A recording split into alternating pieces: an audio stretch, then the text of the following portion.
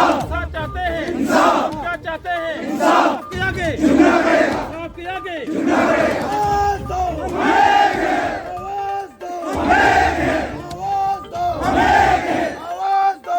दो, आवाज दो। जम्मू कश्मीर ब्रेकिंग। जम्मू कश्मीर के अंदर डोडा में सेवा सिंह बाली ने विशाल जनसैलाब से की मुलाकात।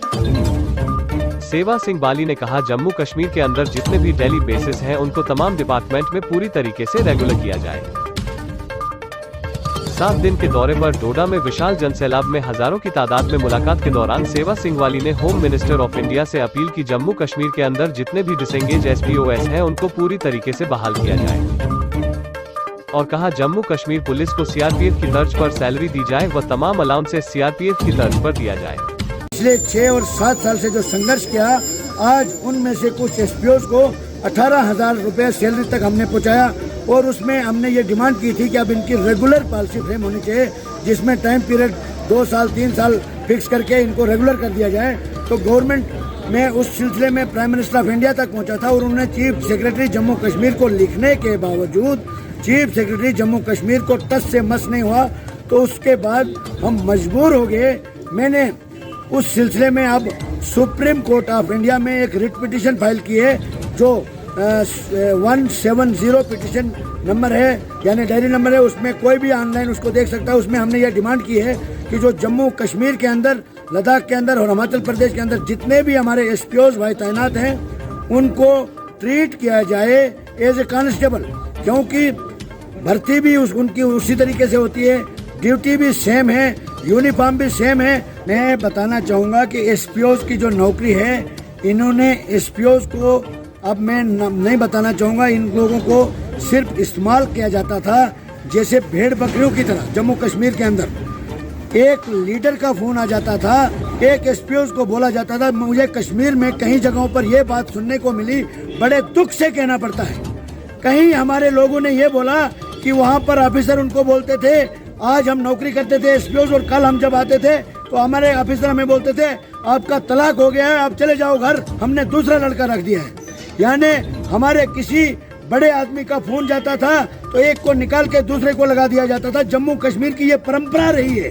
अफसरशाही यहाँ पर जम्मू कश्मीर में 100% चल रही है। इसको बेनकाब करेंगे हम आने वाले वक्त में। सुप्रीम कोर्ट तक आपने इस मसले को पहुंचाया, तो क्या उम्मीद रखी है वहाँ से आपने? जनाब, मैं बताना चाहूँगा, आप भी मीडिया से जुड़े हैं, आप भी एक समझदार इंसान है, पढ़े लिखे इंसान है, तभी आप मीडिया में हैं। मैं आपको बताना चाहता हूँ कि हिंदुस्तान का सबसे बड़ा इंसाफ का घर है सुप्रीम कोर्ट। वहाँ पर सेवा सिंह बाली की जो कदर है वही आपकी भी है, वही देश के प्रधानमंत्री की भी है। वहाँ पर हक और इंसाफ का घर जो है, वहाँ से इंसाफ जरूर मिलेगा। डोडा के अंदर आपने आज एक बड़ी रैली से खिताब किया, तो किस तरह का रिस्पांस डोडा की जनता का आपको रहा? ये कोई खिताब नहीं है, ये मेरे परिवार के मेंबर हैं। मैंने सिर्फ ऑनली फूल जो जिनके साथ मेरा डायरेक्ट कांटेक्ट है उन लोगों को बुलाया। जिस दिन मैं रैली करूंगा उस दिन डोडा में जगह नहीं मिलेगी, ये देश को बताना चाहता हूँ। और जम्मू कश्मीर की जो आवाज है, मैं पिछले 2 महीने से दिल्ली में डेरा लगा के बैठा हूँ, जिसमें दिग्गज नेता जो हमारे हिंदुस्तान के बड़े बड़े नेता हैं, चाहे वो किसी भी पार्टी से, किसी भी पॉलिटिकल पार्टी से बिलोंग करते हों, सबसे मैंने जम्मू कश्मीर के हमारे हुक्मरानों के और हमारे अफसरों की जो काला चिट्ठा है वो मैंने उनके सामने रखा।